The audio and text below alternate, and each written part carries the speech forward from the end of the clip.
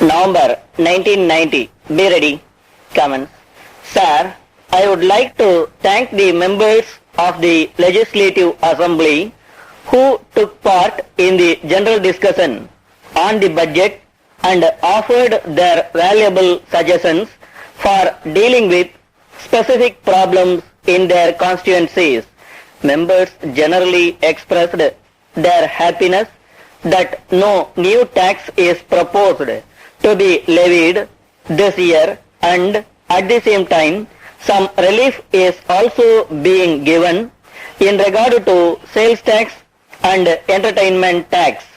Before replying to the various points referred to during the debate, I wish to state that while allocating the finances of the state, priority has been shown to the schemes which will give immediate benefit to the people below the poverty line, and in particular importance is given to the works that will help the people belonging to scheduled castes, scheduled tribes and backward classes.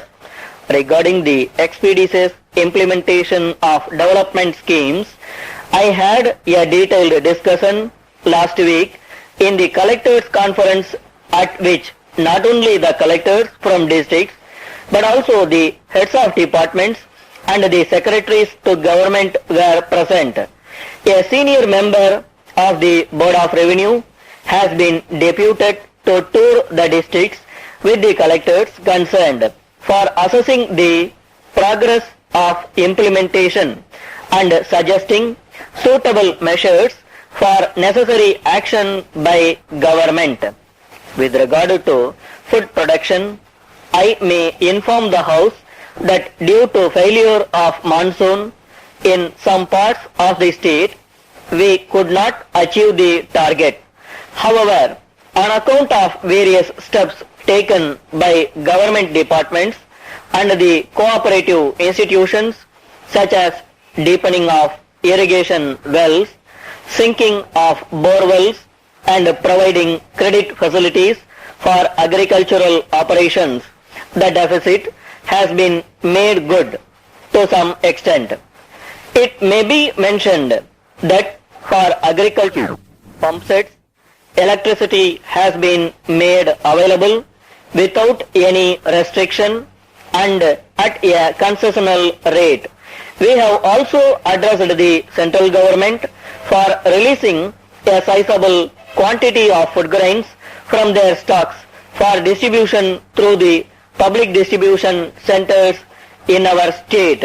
In this connection, I commend the useful role played by the cooperative societies in the matter of distribution of food grains and essential commodities to the people with a great sense of responsibility. I appeal to the farmers and the traders also to cooperate with the government in this regard. Some members referred to the nutritious meal scheme for school-going children.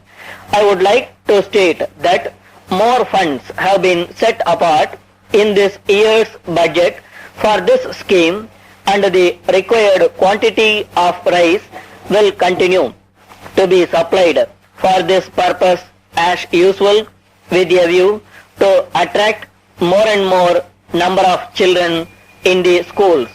I may assure the House that the government is determined to make this scheme a success in the interest of the health and well-being of the future generation. On this occasion, I would appeal to the members of the legislature and the people to see that all the children are sent to schools so that 100% literacy can be achieved. Thank you.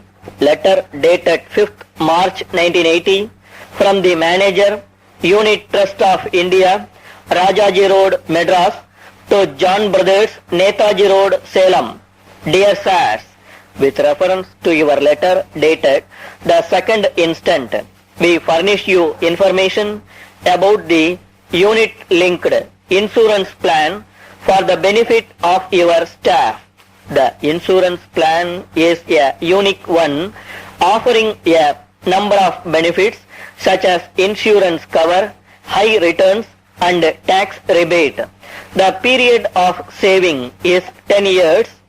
One can participate for a maximum target amount of rupees 12,000, but the minimum has to be rupees 3,000. The amount can be paid either on a half-yearly basis or on a yearly basis. We shall briefly state as to how plan works. Out of the contributions, we pay a small amount to the Life Insurance Corporation of India by way of premium, and the balance is invested in units. The annual dividend payable is reinvested in further units, which in turn earns dividends in future years. Thus, the investment multiplies at a compound rate, and at the end of the period of the plan, a sizable amount will be given. Hoping to hear from you. Yours faithfully. Stop.